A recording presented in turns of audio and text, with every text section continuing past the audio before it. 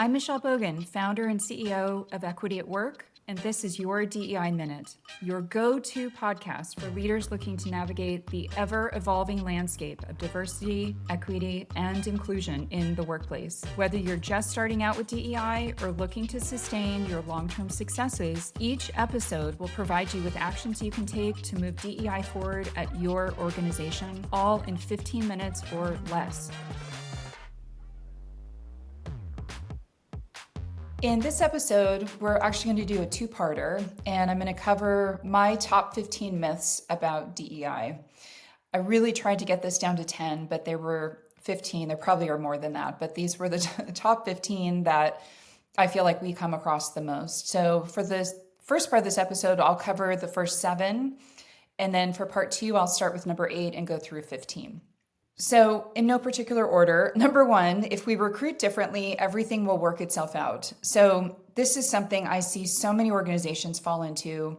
And again, it's with the best of intentions. But if you start with recruiting, but you know that you've got some issues internally, you're basically trying to bring a different group of people into an organization that may or may not be ready to accept them and definitely may not be ready to set them up for success. So rather than starting with recruiting and assuming that that's going to be sort of the magic solve, start with working on your own inclusion and the equity in your organization.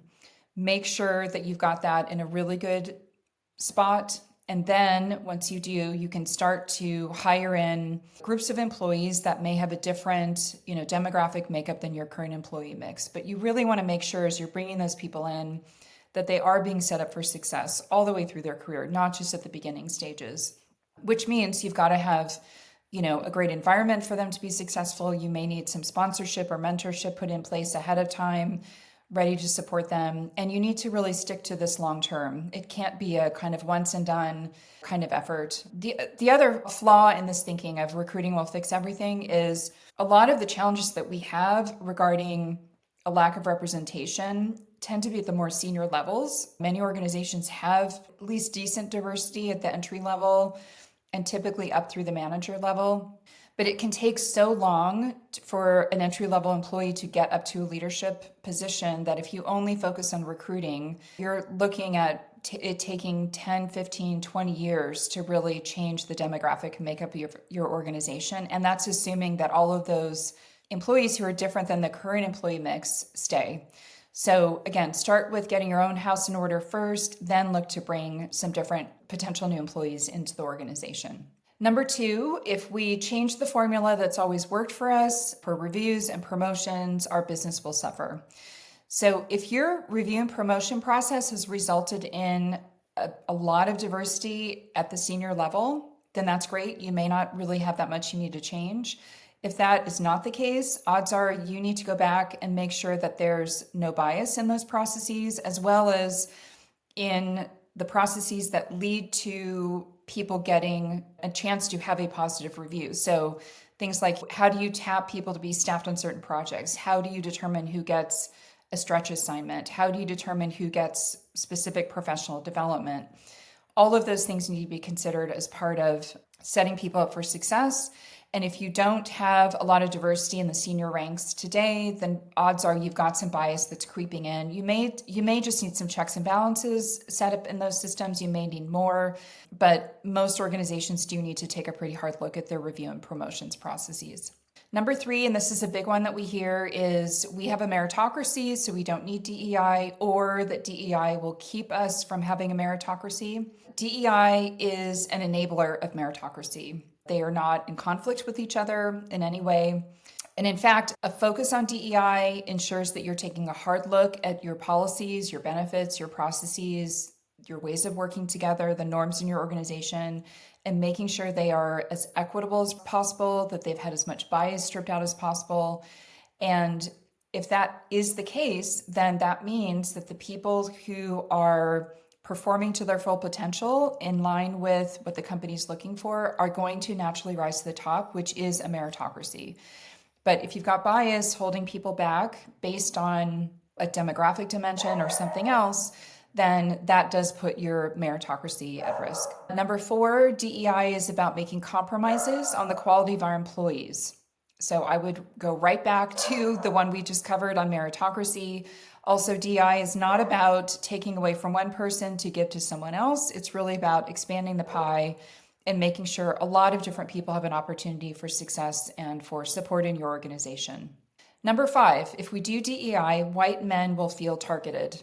DEI is not anti-white male. It is not anti-straight person. It is all about stripping out bias and discrimination. And DEI is also about making sure everybody in an organization feels included, and that includes straight white men. And again, like to the point I just made about, DEI is not about a fixed pie and that if you take away from one to give to another, it's really about expanding the pie to make sure a lot of different people have opportunities to succeed and to work to their fullest potential.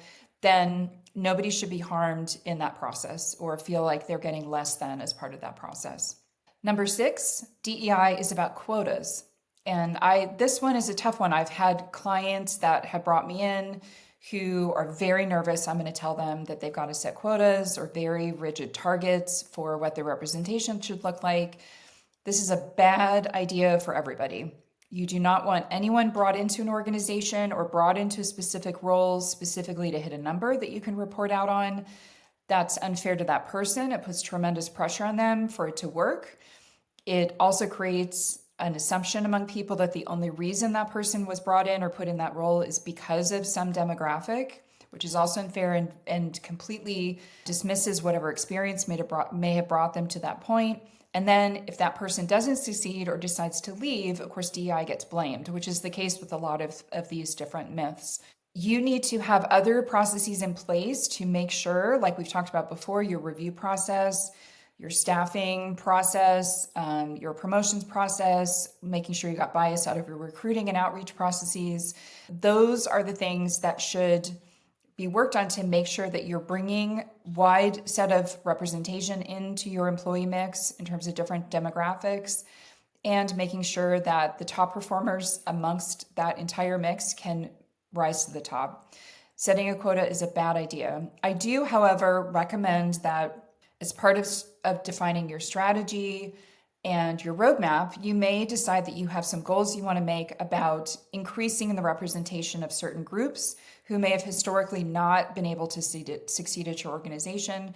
But rather than fixating on a specific number or a specific percentage or deciding you have to exactly mirror the demographic makeup of the community you're in, have these be sort of broader representation goals that say we'd like a mix of these different groups that are represented in different kinds of roles, different levels of leadership, et cetera, and then let some of this process happen a little bit more naturally. This is much more about removing barriers than it is about setting very specific numbers you're trying to hit. And then the last one for part 1 of this episode I'm going to cover is number 7, which is that focusing on DEI will distract employees and make them less productive. This is one that we fortunately have had the opportunity to test out time and time again, prove out time and time again that the business case for DEI is real. And when you provide environments that are focused on inclusion and equity, that leads to great engagement. It leads to great trust among your employees. They feel like they're part of something bigger than themselves. They're excited to come to work. They are proud of their work. They're proud of their organization. All of that leads to higher levels of productivity. We've seen that in corporate environments. We've seen it a ton in hourly workforce environments. And time again, we see that business case being proven out of focus on DEI leading to greater innovation, greater engagement, lower turnover. All of those things then contribute to a much healthier top line in terms of revenue and, of course, in terms of margin. So don't worry about a distraction. Of course, you need to be thoughtful about, the calendar of activities and events and observances and everything so that you're not asking any one person to be so overly involved in DEI that they can't do their normal job, or ask employees to participate in so many events and activities that are kind of outside of their day-to-day job that they can't get their day-to-day job done. But having a corporate focus on DEI is a really terrific thing, especially when it's brought down into all people leaders and creating these really healthy, wonderful, robust, equitable environments where everyone can contribute and do their best work. And that's a wrap. I'm Michelle Bogan, and that's your DEI Minute for today. Thank you so much for listening. Please be sure to follow us wherever you listen to podcasts, and don't forget to leave us a review. If you ever have questions, please visit our website or send us an email. You can also sign up for our newsletter and follow us on LinkedIn, YouTube, Twitter, and Instagram. Links to everything can be found in the episode notes. This episode was produced and edited by Podgrowth with podcast art by our very own Jamie Applegate.